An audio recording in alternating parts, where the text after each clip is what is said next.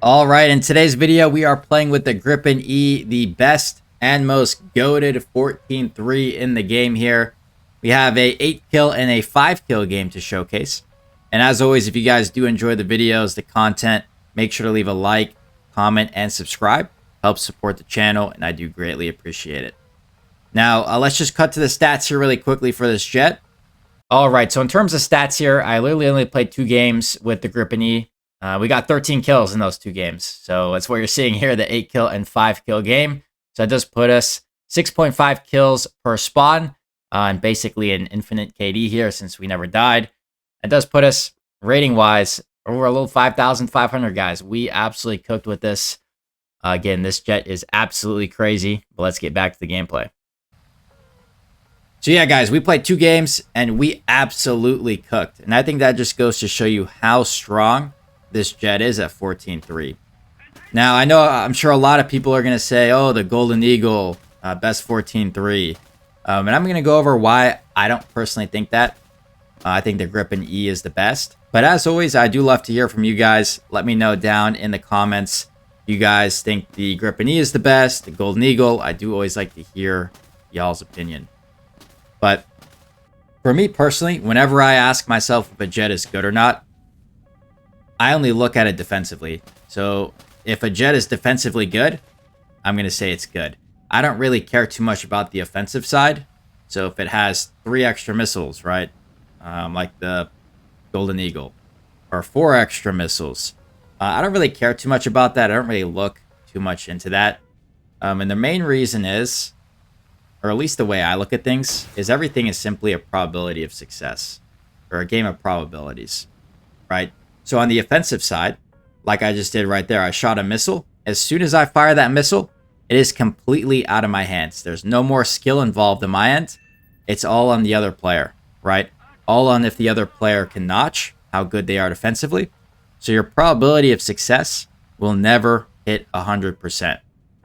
Whereas on the defensive side, you can get 100% probability of success. And when we're looking at a jet like this, which is arguably the best defensive jet in the game besides the Eurofighter, it is very easy to hit that 100%. So you basically become untouchable in this jet, right? You can notch anything, you can dodge any infrared missile. Again, you are that strong defensively. So I know a lot of the general public only says, oh, how many missiles does this jet have? What missiles does this have? They're very offensively minded. Which I think is wrong. And I also think is a very skewed way of looking at jets. Again, a good way to put it is, why are you only looking at a side that is never going to hit 100% probability of success, as opposed to the offensive side, which again, the defensive side can hit 100%. Again, to me, mathematically speaking, that is a very skewed way of thinking of jets and how good they are. Now, I do want to touch upon F-15C Golden Eagle having like a higher KD, all of that. That's pretty self-explanatory, guys. People just go up high, spam missiles, get kills, and that's it. For the average player who doesn't know how to play good defensively, the F-15C Golden Eagle is probably going to be a better option, right? They're probably going to get a little bit more kills because, again, it's a jet that doesn't take as much skill playstyle-wise. As opposed to the Gripen E, where again, this jet has an extremely high skill ceiling, a much higher skill ceiling than the F-15C Golden Eagle. But again, as skill ceiling suggests, it will take skill. And a lot of that in top tier is positioning and knowing how to play defensive. So yeah, guys, again, that's the way I look at jets personally. I only look at how good a jet is defensively, and that's all I care about. Again, I don't care if it has an R77-1 or 120D. When I play and I fire, I know when to fire missiles. I'm going to shoot them at when I think I have the highest probability of success. So when it comes down to like a 120B versus R77-1, it makes such a slim difference in that percentage that it doesn't really make too much of a difference. Again, it all depends on the other player. The other player is good defensively and knows how to notch. Doesn't matter what missile you shoot at them. They're going to notch it. They're bad. They're going to die, right? It's pretty self-explanatory. So Again, that's the way I view things. This jet to me has so much higher of a skill ceiling for skilled players than the Golden Eagle. Defensively, guys, this jet is just absolutely broken. And again, which is why I think the Eurofighter is also the best 14-7 in the game because of how good it is defensively. But again, guys, let me know what you think. I do always like to hear from you guys. I'm going to fast forward this clip here to when we get this enemy because he does actually win the dogfight against my teammate. So let me fast forward here. All right, so fast forwarding here. Unfortunately for this guy, he was in a SA-30 SM2, and he did lose all his energy in a dogfight, so this guy is going to be extremely, extremely slow. And obviously, really any jet at this rank is just going to run circles or outspeed him when he did lose all his energy. So we catch him pretty quickly, even with a Gripen E, which again is not the fastest jet out there.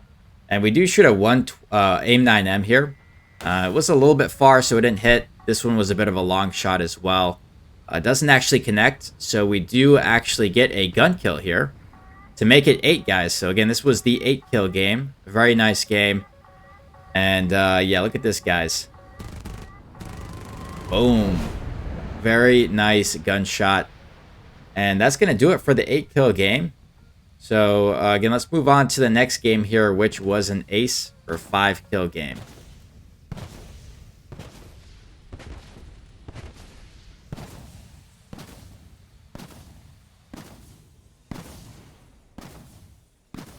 All right, so moving on to the second game here. Again, this was a ace or 5-kill game here.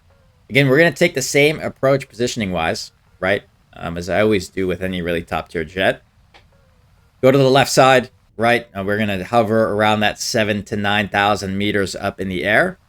And again, we're going to try to see where our enemies are. A big thing is positioning yourself around all of the enemies in front of you.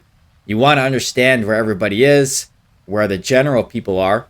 Again, so you can position yourself accordingly. Again, that's where it does get a little bit more in-depth positioning-wise. And a lot of it is just game sense, which is just playing the game a lot, to be honest.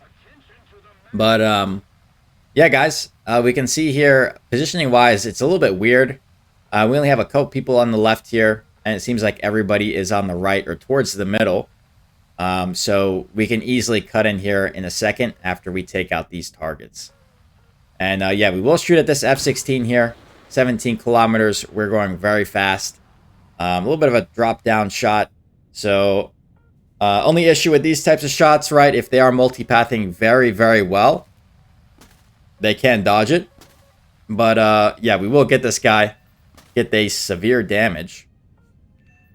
And, yeah, we have a guy all the way in the back there. I decided to leave him. Just because he's so far. And we can see we have a lot of guys in front of us here that I would rather shoot at.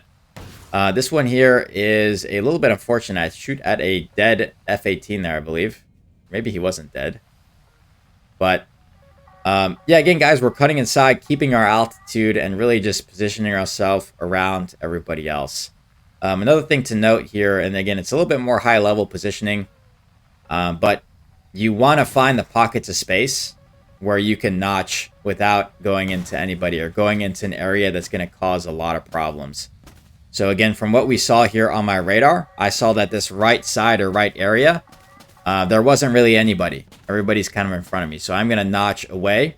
Because again, there was somebody to our left. There was a SA-30. So again, we're notching into the space. So very key, you understand how to do that or identify those spaces. It's going to make your survivability a lot better as opposed to you notching into basically where all the other enemies are, and they're going to start firing at you. But, yeah, we only have 2 missiles left here, and we have a Eurofighter down there. Unfortunately, we won't get this kill here. He was a little bit far for our 9M. We're not in a Eurofighter, right, where we can shoot the AIM-9M like 8 kilometers away and it will hit just because of how fast we're going. But, yeah, unfortunately, guys, we will not get the kill here. He does get taken down by my teammate. But there is still this last guy. I'm pretty sure he was, like, bombing. So, I believe it was a SA-34. But we are actually just going to go back to base here. So, I'm going to fast forward this. because again, we're just going to go back, rearm, and then get back out there. All right, so we are back out. We rearmed, and luckily, everybody else was running out of fuel. They were kind of stalling, waiting to see what this guy does. But he was kind of taking his time back at base. So everybody else headed back while I'm refueled here. And yeah, guys, this is going to be a pretty easy matchup for us. This is where the Gripen E is going to excel, right? In these type of situations where it's more of a joust, more of a one-on-one, right? That's where it's going to cook, guys. Again, it is so strong defensively, and you want to use that to your advantage. Now, this guy here, unfortunately, did not know how to notch. So, wasn't really too much of a competition here. We fired our missile, and look at him just flying straight, guys. And boom. We do get the ace. So, nice games there, guys. Again, let me know what you guys think of this jet. If you guys think it's the best 14-3, or if not, which jet is the best 14-3.